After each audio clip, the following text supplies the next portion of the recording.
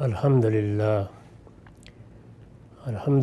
رب العالمین والصلاة والسلام علی محمد الامین فاعوذ باللہ من الشیطان الرجیم بسم اللہ الرحمن الرحیم۔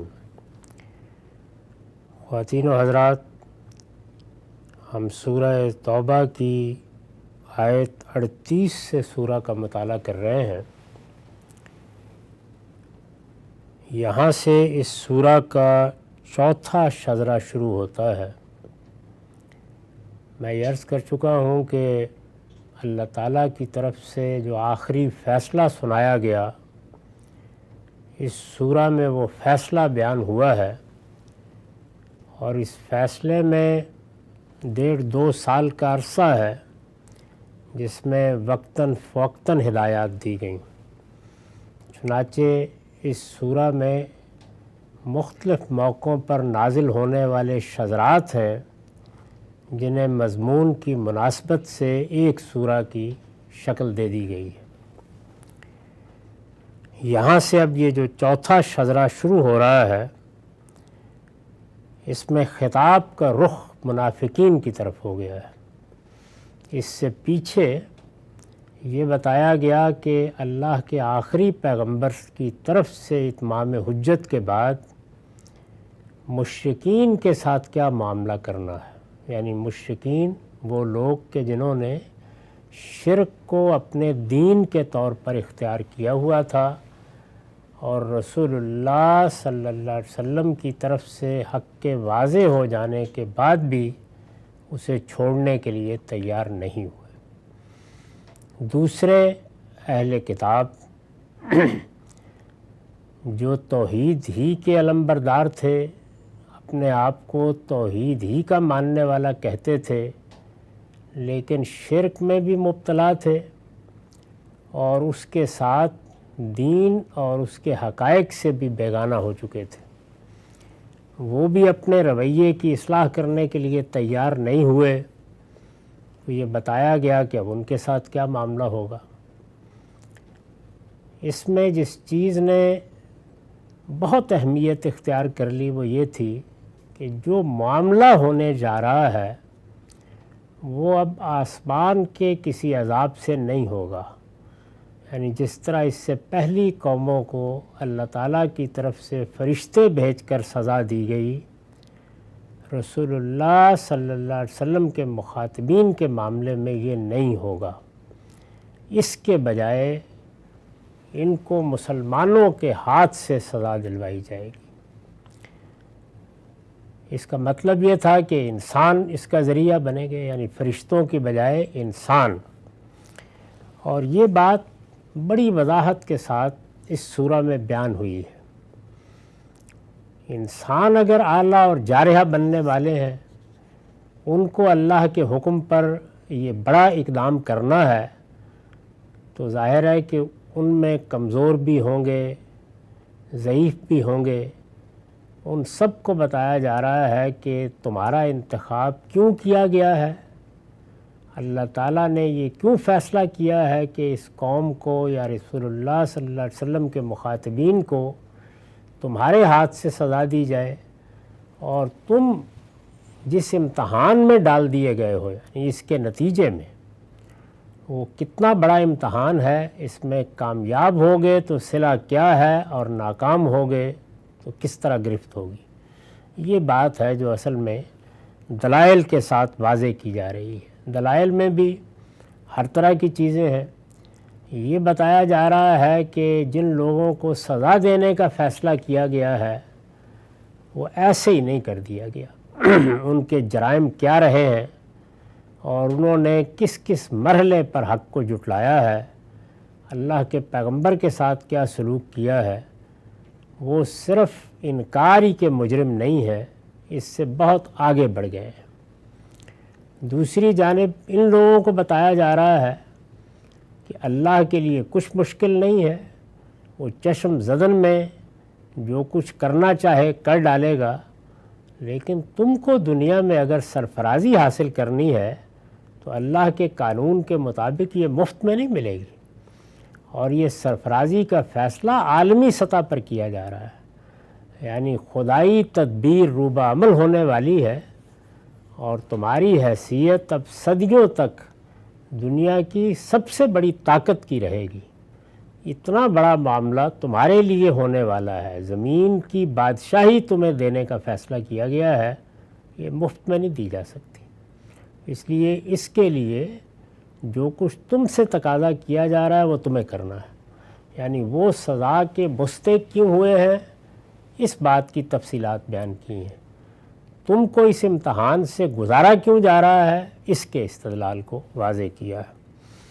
اب جب یہ استدلال واضح کیا ہے تو اس میں سب سے بڑھ کر کون لوگ مخاطب ہیں، یعنی رسول اللہ صلی اللہ علیہ وسلم کی جو جماعت ہے اس وقت، یا مسلمانوں کا جو گروہ اس وقت مخاطب ہے، ان میں جلیل القدر صحابہ ہیں، مہاجرین و انصار ہیں، وہ لوگ ہیں جنہوں نے دین میں سبقت کی ہے، وہ ہیں جنہوں نے اس سے پہلے بھی رسول اللہ صلی اللہ علیہ وسلم کا ساتھ اپنے جان و مال کی قربانی دے کر دیا ہے۔ ان سے کوئی مسئلہ نہیں ہے، مسئلہ ان لوگوں سے ہے کہ جو ہیں تو اس جماعت کا حصہ لیکن بہت سی کمزوریوں میں مبتلا ہیں، ان کی سمجھ میں یہ بات نہیں آ رہی کہ اتنا بڑا بار ہم ہی پہ کیوں ڈالا جا رہا ہے، انہیں اس میں بھی تردد ہے کہ چلیے ان لوگوں نے بڑا جرم کیا ہے یا جرائم کا ارتکاب کیا ہے لیکن کچھ اور مہلت مل جانی چاہیے تھی۔ تو یہ شبہات، یہ وسوسے ان کے ذہن میں موجود ہیں۔ اور پھر وہ لوگ بھی ہیں کہ جو اس سارے عرصے کے دوران میں مسلمان ہو چکے ہیں، یعنی اس بات کا اعلان کرتے ہیں کہ ہم مسلمان ہیں، لیکن حقیقت میں مسلمان نہیں ہوئے، ایمان نہ ان کے دلوں میں اترا ہے، نہ انہوں نے دل کی تصدیق کے ساتھ اس کو قبول کیا ہے۔ ان کے لیے یہ ایمان بعض سیاسی مسالے کا ذریعہ بنا ہے۔ اس وجہ سے منافقت کی جو روش وہ اختیار کیے ہوئے ہیں اس کو بھی قائم رکھنا اس حکم کے بعد ان کے لیے مشکل ہو رہا ہے، یعنی ایک ایسے امتحان میں ڈال دیا گیا ہے کہ جس میں اب یا تو منافقت کا پردہ چاک ہو جائے گا اور یا پھر ان کو سچے ایمان کے ساتھ اس حکم کو ماننا ہوگا۔ قرآن مجید نے ایک اور مقام پر اس ضمن میں پیدا ہونے والے ایک بڑے سوال کا جواب دیا ہے، اور وہ صحابہ کرام کی طرف سے سامنے آیا، یا کہہ لیجئے کہ ان میں سے بعض ضعیف یا کمزور لوگوں کی طرف سے سامنے آیا۔ وہ سورہ آل عمران میں زیر بحث ہے۔ انہوں نے یہ کہا کہ یہ جو منافقت کو نمایاں کرنے کا عمل ہے، اس کے لیے اتنے بڑے ابتلا یا امتحان میں کیوں ڈالتے ہیں اللہ تعالیٰ؟ وہ تو ہر شخص کے دلوں کا حال جانتے ہیں، تو وہ اس کی بنیاد پر فیصلہ سنا دیں، یا اگر لوگوں کو بتانا ہے تو وہ بتا دیں گے، تو پھر کون ہے کہ جو یہ کہے گا کہ وہ اللہ کے مقابلے میں کوئی چیز پیش کرے؟ اس کا جواب دیا اللہ تعالیٰ نے، اور یہ کہا ہے کہ یہ معاملہ تو میں قیامت میں کروں گا، دنیا میں یہ میرا قانون نہیں ہے۔ دنیا میں اس طریقے سے لوگوں کے غیب پر مطلع نہیں کرتا۔ ما کان اللہ لیطلعکم علی الغیب، اس طرح کی جو چھپی ہوئی چیزیں ہیں انسانوں کی، یہ میرے شایان شان نہیں کہ میں یہاں اس پر کوئی گفتگو کروں۔ میں تو یہاں ابتلا برپا کرتا ہوں، امتحان لیتا ہوں، امتحان کھرے کھوٹے کو یا نمایاں کر دیتا ہے، اور یا کہیں پردہ پڑا رہ جاتا ہے تو وہ میں قیامت ہی میں اٹھاؤں گا، یعنی اس کا جواب دے دیا ہے بڑی وضاحت کے ساتھ۔ تو یہ پس منظر ذہن میں رکھیے، کیونکہ اب اس جگہ سے یعنی اس آیت 38 سے یا چوتھے شجرے سے اس سورہ کے آخر تک منافقین مخاطب ہیں، کمزور لوگ مخاطب ہیں، وہ لوگ کہ جن کے دل میں شبہات ہیں وہ مخاطب ہیں، جو وسوسے پیدا کر رہے ہیں وہ مخاطب ہیں۔ اصل قانون پیچھے بیان ہو گیا ہے، یعنی وہ ساری بات پیچھے واضح ہو گئی ہے کہ رسالت مآب صلی اللہ علیہ وسلم کے ذریعے سے جن گروہوں پر، جن جماعتوں پر، جن مخاطبین پر حجت تمام ہوئی ہے، ان کے ساتھ اب کیا سلوک کرنا ہے، یہ بات واضح کر دی گئی ہے۔ اس کا ایک پورا لائے عمل بیان کیا گیا ہے۔ پہلے مرحلے میں یہ ہوگا، دوسرے میں یہ ہوگا، تیسرے میں یہ ہوگا، وہ سب تفصیلات ہم پڑھ چکے ہیں۔ تو یہاں سے اب یہ لوگ مخاطب ہیں۔ فرمایا ہے یا ایھا الذین آمنوا ما لکم اذا قیل لکم انفروا فی سبیل اللہ اثاقلتم الی الارض ارضیتم بالحیاۃ الدنیا من الآخرہ فما متاع الحیاۃ الدنیا فی الآخرۃ الا قلیل۔ ایمان والو، تمہیں کیا ہو گیا ہے کہ جب تم سے کہا جاتا ہے کہ اللہ کی راہ میں جہاد کے لیے نکلو، یعنی اس میں چونکہ حکم ان کو دیا جا رہا ہے کہ تمہارے ذریعے سے سزا دی جائے گی، تو جہاد کی دو بنیادی صورتیں ہیں جو قرآن میں زیر بحث آئی ہیں۔ ایک فتنے کے خلاف، فساد کے خلاف، ظلم و عدوان کے خلاف جہاد، یعنی اگر مسلمانوں کا نظم اجتماعی کہیں قائم ہے، ان کی حکومت قائم ہے، تو اس حکومت کی دینی ذمہ داری ہے کہ اگر اس کے پاس طاقت ہے تو وہ جہاں کہیں بھی دنیا میں ظلم ہو وہ اس کا ازالہ کرے، ظلم کا ہاتھ پکڑے، ظلم کے خلاف، عدوان کے خلاف، زیادتی کے خلاف، لوگوں کے حقوق تلف کیے جا رہے ہوں، ان کی جان مال آبرو کو خطرے میں ڈالا جا رہا ہو، یہ کام گروہوں کی طرف سے ہو، جماعتوں کی طرف سے ہو یا حکومتوں کی طرف سے، اس کے خلاف جو اقدام کیا جاتا ہے اگر طاقت ہے، اس کے شرائط اور حدود ہیں، تو وہ جہاد کی پہلی صورت ہے۔ اور یہ وہ صورت ہے کہ جو قیامت تک رہے گی۔ اللہ تعالیٰ نے اس کو مسلمانوں کے نظم اجتماعی کا فریضہ بنا دیا ہے، اور یہ بڑی غیر معمولی ہدایت ہے۔ مسلمانوں کو اس پر اللہ کا شکر کرنا چاہیے کہ ان کے پروردگار نے ان کو اجازت دی ہے کہ اگر ان کے پاس طاقت ہے اور وہ ظلم کا ازالہ کر سکتے ہیں تو وہ ضرور کریں۔ اور اس میں سب سے بڑے ظلم کو قرآن نے خود موضوع بنایا ہے، وہ ظلم ہے مذہبی جبر پیدا کرنے کا، جس کو قرآن کہتا ہے فتنہ، اور پھر مزید یہ کہتا ہے کہ الفتنۃ اشد من القتل، مذہبی جبر اللہ کی اسکیم کے خلاف بغاوت ہے۔ اللہ کی اسکیم دنیا میں کیا ہے؟ لا اکراہ فی الدین، دین کے معاملے میں کوئی جبر روا نہیں رکھا جا سکتا۔ تو اگر کسی جگہ دین کے معاملے میں، یعنی ظلم کی بہت قسمیں ہیں، لیکن اگر دین کے معاملے میں جبر کیا جا رہا ہے تو یہ سب سے زیادہ بدترین صورت ہے، یہ فتنہ ہے۔ اور یہ مذہبی جبر یا پرسیکیوشن یہ قابل برداشت نہیں ہے، یہ کسی گروہ کے خلاف ہو رہی ہو، اگر مسلمانوں میں طاقت ہے اور ان کا اجتماعی نظم قائم ہے تو وہ اقدام کرے، یہ اللہ کی راہ میں جہاد ہوگا۔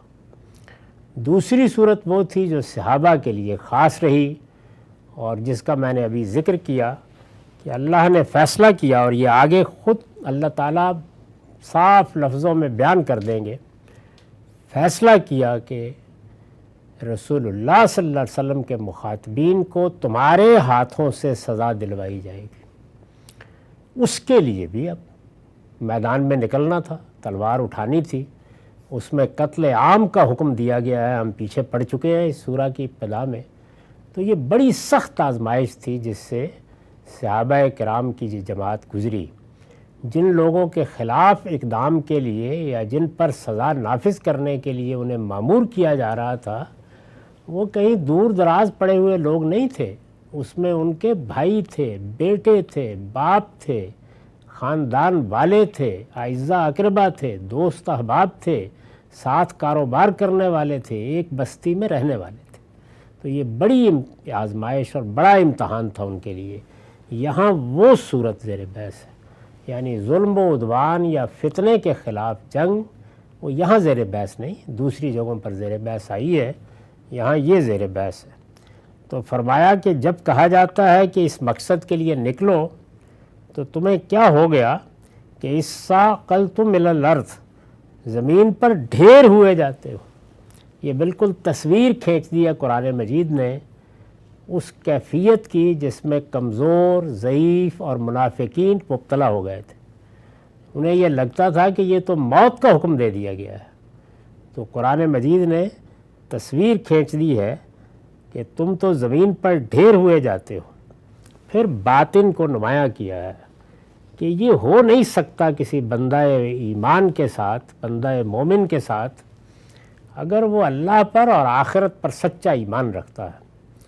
تو دیکھیے کیسے بیان کیا ہے، ارضیتم بالحیات الدنیا من الآخرہ، کیا تم آخرت کے مقابلے میں دنیا کی زندگی پر راضی ہو گئے؟ یعنی یہ فیصلہ کر لیا ہے تم نے کہ یہ زیادہ عزیز ہے، اس کی حفاظت ہونی چاہیے۔ یعنی ہونا کیا ہے، دنیا جانی ہے، یعنی کھونے کو تمہارے پاس یہ دنیا ہی ہے، آخرت تو انتظار کر رہی ہے تمہارا استقبال کرنے کے لیے۔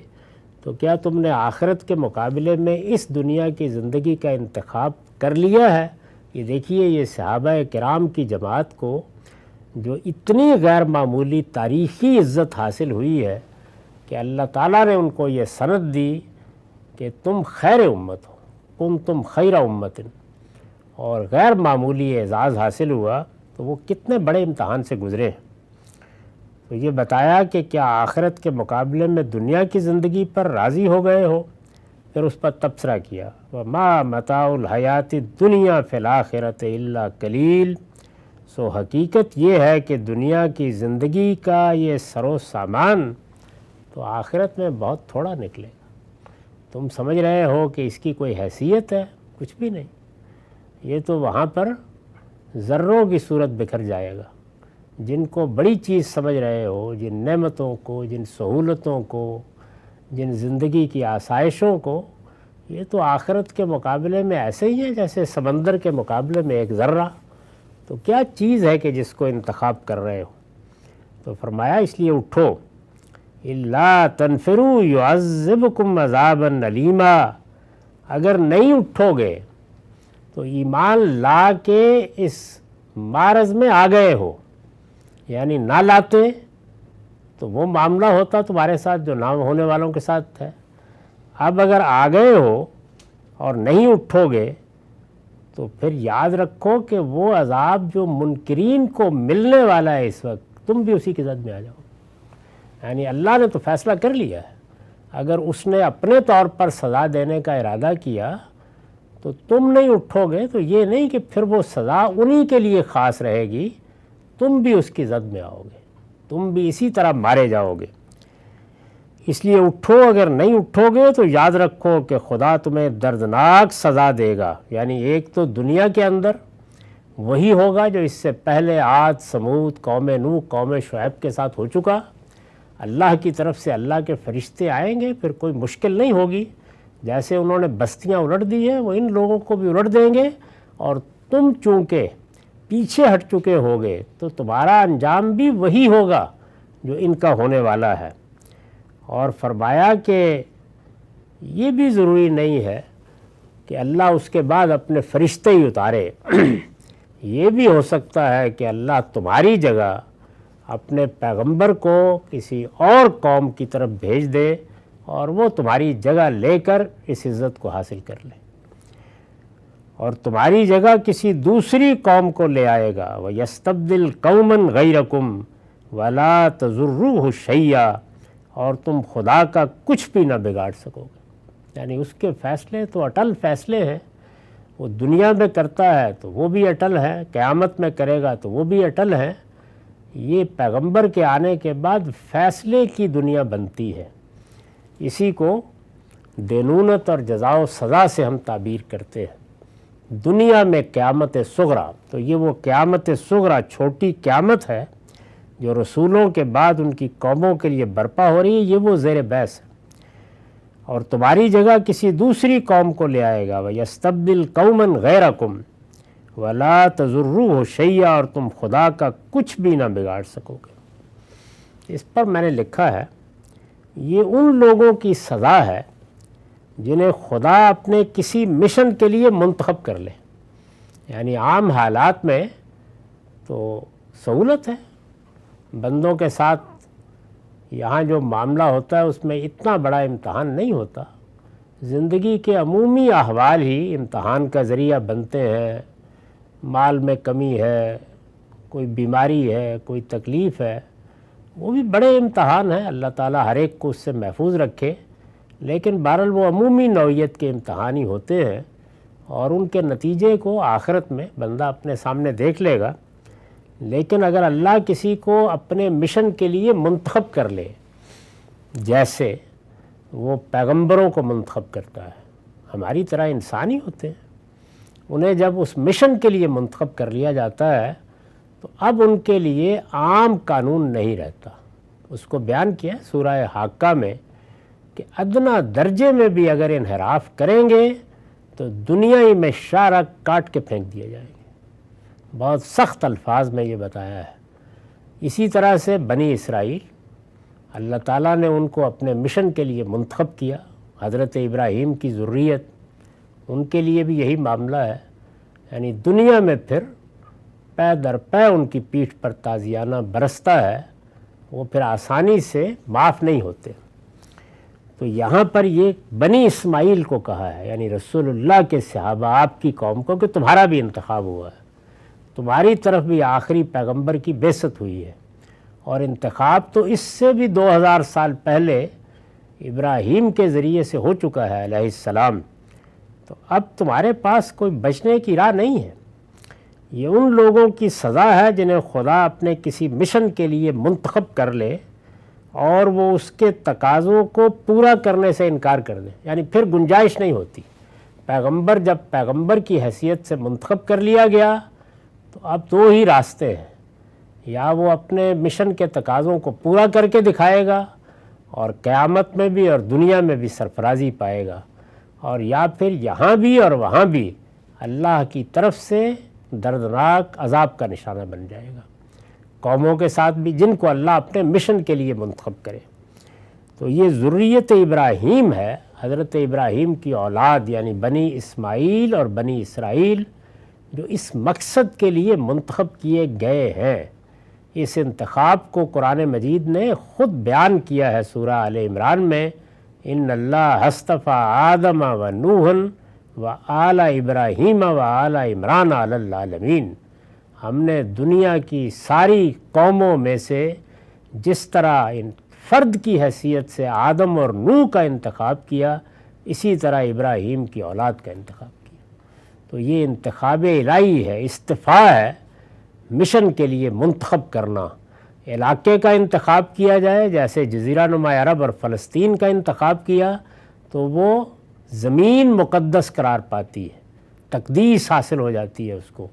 خدا نے کسی زمین کو اپنے لیے خاص کر لیا. اور کسی قوم کا انتخاب کیا جائے تو وہ دنیا کی قوموں میں سے اس قانون کی زد میں آ جاتی ہے. یہ قانون ہے جس کو اگر آپ بائبل کا مطالعہ کریں تو بائبل کا پورا مجموعہ اسی قانون کو بیان کرتا ہے. اور اگر آپ کتاب استثناء جو تورات ہے اس کو دیکھیں تو اس میں اس کو باقاعدہ اللہ تعالیٰ نے ایک ایک مرحلے کا ذکر کر کے بیان کیا ہے اور صاف صاف کہہ دیا ہے کہ اب قیامت تک تمہارے لیے کوئی مفر نہیں ہے، کوئی راستہ نہیں ہے. تمہارا انتخاب ہوا اور اس انتخاب کو تمہارے آبا نے قبول کر لیا. اب تو اس سے بھاگ کر ہی جان بچا سکتے ہو، اس کے اندر رہ کر کوئی راستہ تمہارے لیے نہیں. یہ ان لوگوں کی سزا ہے جنہیں خدا اپنے کسی مشن کے لیے منتخب کر لے اور اس کے تقاضوں کو پورا کرنے سے انکار کر دیں. ذریت ابراہیم یعنی ابراہیم کی اولاد، ذریت ابراہیم کے ساتھ اللہ تعالیٰ کا جو معاملہ ہمیشہ رہا ہے، یعنی ابراہیم علیہ السلام کے بعد سے لے کر اب کم و بیش 4000 سال کا عرصہ ہو رہا ہے، ایک ہی قانون ہے جس کے تحت اللہ تعالیٰ ابراہیم کی ذریت کے ساتھ معاملہ کرتا ہے.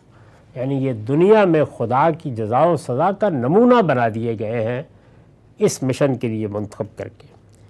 تو وہ اسی قانون کے تحت ہے.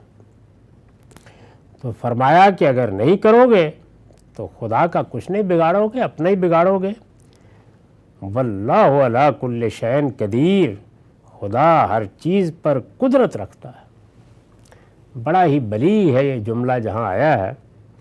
اس پر میں نے حاشیہ لکھا ہے کہ یہ مختصر سا جملہ بیک وقت کئی حقیقتوں کی طرف اشارہ کر رہا ہے. استاذ امام امین احسن اصلاحی نے وضاحت فرمائی ہے، وہ لکھتے ہیں ایک یہ کہ خدا تمہیں عذاب دینے پر قادر ہے، یعنی جس موقع پر کہا ہے خدا ہر چیز پر قدرت رکھتا ہے، تو یہ خیال نہ کرو کہ تم ایمان کا اظہار کر چکے ہو تو پکڑے نہیں جاؤ گے۔ ایک یہ کہ خدا تمہیں عذاب دینے پر قادر ہے، دوسری یہ کہ تمہاری جگہ دوسروں کو اٹھا کھڑا کرنے پہ قادر ہے، ناگزیر نہیں ہو گئے ہو، وہ چاہے گا تو کسی اور قوم کو یہ سعادت بخش دے گا۔ تیسری یہ کہ وہ اپنی ہر اسکیم بروئے کار لانے پر قادر ہے، اپنے کسی بھی ارادے کی تکمیل میں وہ کسی کا محتاج نہیں۔ تو اس لیے یہ ایک جملہ ہے، اپنے موقع اور محل پر آیا ہے تو ان سارے مفاہیم میں گویا ہر پہلو کا حامل بن گیا ہے۔ خدا ہر چیز پر قدرت رکھتا ہے۔ فرمایا الا تنصروہ، اگر تم پیغمبر کی مدد نہیں کرو گے۔ اب دیکھیے یہ وہ لفظ آ گیا جس کو میں نے تنقیح کر کے یہ بتایا ہے کہ دین کی خدمت کے، دین کی حمایت کے، دین سے متعلق جو کام بھی دنیا میں ہم کرتے ہیں اس کے لیے قرآن مجید کا عنوان نہ اقامت دین ہے، نہ کوئی غلبہ حق ہے، وہ نصرت دین ہے۔ یہ تعبیر ہے جو دین اختیار کرتا ہے، یعنی اللہ کا پیغمبر دنیا میں موجود ہے تو اس کے ساتھیوں سے اس کی مدد کا جو تقاضا کیا جاتا ہے وہ بھی نصرت۔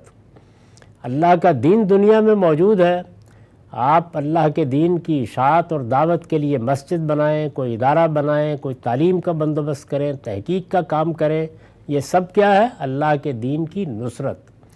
اور یہ اللہ کے دین میں جو ایمان ہے اس کے تقاضوں میں سے ایک بڑا تقاضا ہے۔ تو یہاں دیکھیے وہی آ گیا الا تنصروہ، یعنی اب نصرت کا موقع آ گیا ہے۔ پیغمبر کی مدد کے لیے فرشتے تو آتے رہے ہیں، لیکن تم سے تقاضا کیا جا رہا ہے کہ تم آؤ میدان میں۔ اگر تم مدد نہیں کرو گے تو کوئی پرواہ نہیں، تو کوئی پرواہ نہیں۔ کیوں؟ فرمایا فقط نصرہ اللہ اذ اخرجہ الذین کفروا ثانی اثنین اذ ہما فی الغار۔ تو کچھ پرواہ نہیں، اس لیے کہ اس کی مدد تو اللہ نے اس وقت فرمائی جب انہی منکروں نے، یعنی جن کے خلاف تمہیں اقدام کرنے کے لیے کہا جا رہا ہے، جب انہی منکروں نے اس کو یعنی پیغمبر کو اس طرح نکالا تھا۔ کس طرح نکالا تھا؟ کیا غیر معمولی الفاظ ہے۔ اذا اخرجہ الذین کفروا، جب انہی منکروں نے ان کو اس طرح نکالا تھا، ثانی اثنین، کہ وہ صرف دو میں کا دوسرا تھا، یعنی اس حال میں نکلے تھے کہ ایک وہ تھے اور ایک صدیق تھے، دو ہی تھے نا، کوئی اس وقت زمین آسمان پر مدد کرنے والا نہیں تھا۔ جب انہی منکروں نے اس کو اس طرح نکالا تھا کہ وہ صرف دو میں کا دوسرا تھا، یہ ظاہر ہے کہ سفر ہجرت کی طرف اشارہ ہے جس میں صرف سیدنا ابوبکر صدیق رضی اللہ عنہ آپ کے ساتھ تھے، یعنی وہ چونکہ ایک مسلمہ تاریخی حقیقت ہے تو اس وجہ سے اس کی تفصیل کرنے کی ضرورت نہیں، دو لفظوں ہی میں بیان ہو گئی۔ اور اس میں سیدنا صدیق کو جو غیر معمولی اعزاز حاصل ہوا ہے، یعنی پیغمبر کا ذکر کرتے ہوئے یہ کہا ہے کہ وہ صرف دو میں کا دوسرا تھا، یعنی ایک پیغمبر تھا اور ایک وہ تھا، بس دو ہی تھے۔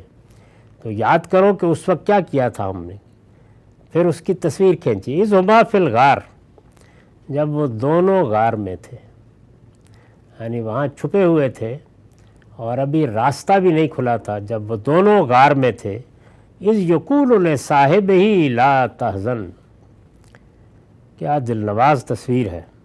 اور جب وہ یعنی ہمارا پیغمبر اپنے ساتھی سے کہہ رہا تھا غم نہ کرو، اللہ ہمارے ساتھ ہے، یعنی اس وقت کو یاد کرو کہ کیا صورتحال تھی، تم بالکل تلواروں کے نیچے تھے، کوئی مددگار نہیں تھا اس وقت۔